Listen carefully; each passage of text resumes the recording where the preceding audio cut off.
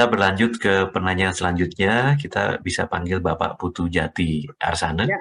Apakah masih bersama kita? Silakan ditampilkan, dinyalakan kameranya. Silakan Pak Putu. Silakan langsung bertanya Pak Putu. Oke, matur suksma, swastiastu, Aji Dewa, Swastiastu Pak Putu, ngiring. swastiastu Pak Gede Wijaya. Oke, jelas suara tiang kah? Nih, jelas. Oke, salam kenal kembali, Aji Dewa, tiang Jati Nggih. Arsana dari Lubuk Banggai, Sulawesi Tengah. Oke. Oke, beberapa kali tiang pernah ketemu sama Aji Dewa di kantor Media Hindu di Jakarta nih. Nggih. Aji Dewa bahkan sempat mempunyaikan buku nih untuk umat Hindu Jawa di Sulawesi Tengah. Terus semua Aji Dewa. Oke, tiang izin bertanya nih Aji Dewa, walaupun tadi di penjelasan awal Aji Dewa sempat sampaikan bahwa surga dan neraka itu sebenarnya bukan tempat, tetapi karena niki pertanyaan yang sudah terlanjur terketik niki sebelumnya, akan sampaikan kembali niki. Ya. Jika surga dan neraka menjadi tempat untuk menikmati hasil baik dan buruk perbuatan kita, mengapa kita harus mengalami punarbawa kembali nih, Yang pertama. Kemudian yang kedua, masih lanjutannya nih, mengapa tidak dihabiskan saja nih hasil-hasil perbuatan tersebut di surga atau di neraka? Kemudian di dalam menikmati hasil perbuatan itu, apakah kita menikmati keduanya, surga dan neraka itu secara bergantian? Surga dulu atau neraka dulu, atau sebaliknya neraka dulu baru surga, atau hanya salah satunya berdasarkan persentase karma kita yang terbesar yang mana? Oh, ternyata perbuatan baik lebih besar, surga kita nikmati, atau seperti Nabi. Mohon pencerahannya di Dewa. Pranam terus semua. Nggih. Ya, memang sih ya, memang kita maunya semua perbuatan baik dan buruk di dunia ini dinikmati di alam sunia sana. Apakah itu namanya neraka atau surga, ya. Kita nih supaya ketika kita reinkarnasi atau punarbawa, kita tidak membawa beban. Tapi nyatanya, ya, kenyataannya selalu ada sisa-sisa karma, bekas-bekasnya itu tidak mungkin 100% dinikmati di sana. Contohnya begini, ya. Jadi ada analoginya begini. Ada 2 gelas. Satu berisi teh, yang satu lagi berisi cuka. Nah, ternyata kedua gelasnya dicuci, yang bekas diisi teh sama sekali tidak ada bau tehnya, tetapi yang bekas diisi cuka masih ada bau-bau asamnya. Nah, ini gambaran bahwa masih ada sisa-sisanya, karmanya masih ada. Kenapa masih ada? Supaya dalam kehidupan ini kita bisa mengenal yang mana yang baik, yang mana yang buruk. Lah kalau semua nol, berarti semua baik, tidak pernah ada yang namanya dualisme, tidak pernah ada yang namanya ruwa binede. Ini kan permainan yang maha kuasa sebetulnya. Tetap disisakan, selalu disisakan, ya.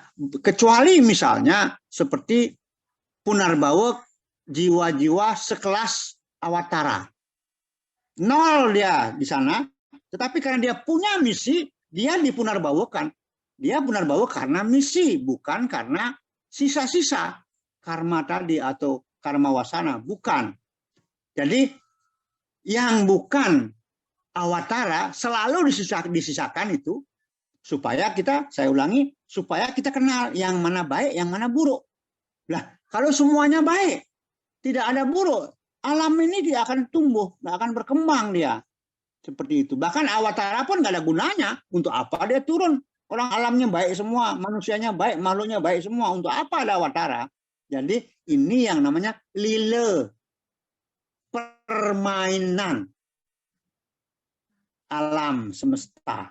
Ya, kalau boleh bahasa kasarnya, inilah permainan Sang Maha Kuasa. Seperti itu. Sehingga tidak pernah dihabiskan 100% itu. Kita juga maunya seperti itu. Bahkan saya lama berpikir, kenapa? Sama seperti pikirannya Bapak. Kenapa? Kok disisakan? Kenapa nggak dihabiskan? Tetapi kenapa ada yang nol? Yang habis? Ternyata kita harus membedakan yang habis atau yang nol saldonya ini kelasnya awatara, karena misi dia turun, bukan karena karma dia reinkarnasi. Karena ada tugas. Ya, rata-rata awatara seperti itu. Ya. Nah, untuk kita selalu disisakan supaya nanti ada yang mana yang baik, yang mana yang buruk. Nah, inilah lilenya Ida Betara, permainannya beliau yang kita tidak mungkin bisa abaikan, tidak mungkin kita bisa tawar. Ya seperti itulah dia. Tetap ada sisa, tetap ada yang disisakan untuk dinikmati. Apakah itu baik ataukah buruk. Nah, kembali sekarang, kalau misalnya orang di dunia ini pasti dia pernah berbuat baik, pasti dia pernah berbuat buruk. Persentasenya kadang-kadang terbalik. Nah, yang mana? Apakah bisa di-offset? Ya, yang baik 100 misalnya, yang buruk 50, sudahlah, sisa yang baik 50. Ternyata karma tidak bisa dibuat seperti itu. Contoh, ketika Pandawa mendaki Himalaya mencari surga, Yudhistira menemukan Kaurawa itu pesta. Wah, dia pesta, dia senang-senang di surga dia. Kemudian dia lihat adik-adiknya di neraka semua. Gambarannya seperti itu. Adiknya menderita, dia protes. Kenapa? Kaurawa itu kan penjahat. Kenapa kok dia hidupnya nyaman di sana? Kok adik-adik saya malah di surga yang bau ini katanya. Kenapa begini? Saya tidak terima. Protes dia Yudhistira ini. Nah, kemudian di sana ada gambaran bahwa yang mana lebih sedikit antara surga dengan neraka ini, antara baik dengan jahat ini, yang lebih sedikit itulah yang dinikmati lebih dulu pahalanya. Kemudian setelah itu baru berubah. Yang banyak ini dinikmati lebih lama. Itulah yang dialami oleh Pandawa. Nah, karena Yudhistira protes, kemudian akhirnya habislah masa tinggalnya, masa jayanya Kaurawa di surga, berubah kemudian lebih dan sangat lama dengan kondisi neraka. Sebaliknya, Pandawa yang tadinya berendam di air yang bau itu, kemudian berubah. Lama sekali mereka menikmati kesurgaannya dibandingkan dengan kenerakaannya, seperti itu. Artinya yang mana lebih dulu dinikmati? Yang lebih sedikit, yang lebih banyak dinikmati dulu. Neraka lebih jahat lebih banyak, maka kenerakaannya lebih lama. Kenerakaannya lebih cepat. Ya. Sebaliknya kesurgaannya akan sedikit, seperti itu. Nah, jadi kelihatan bahwa Pandawa yang tadinya sangat dianggap baik, ternyata dia menikmati neraka dulu karena sedikit kesalahannya, sedikit keburukannya. Sementara Kaurawa yang keburukannya atau kejahatannya lebih banyak dan kebaikannya lebih sedikit, maka yang lebih sedikit dinikmati lebih dulu. Yang lebih banyak dinikmati belakangan. Seperti itu.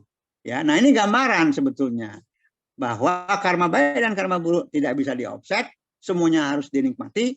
Ya, cara penikmatannya pun juga ada yang paling sedikit dinikmati lebih dulu, yang lebih banyak akan dinikmati lebih lama. Itu dia. Ya, gambarannya seperti itu. Ngiring. Oke, Aji. Gimana Pak Putu? Cukup nggih, Pak? Nggih, cukup. Matur Terjawab semua. nggih. Matur semua. Oke.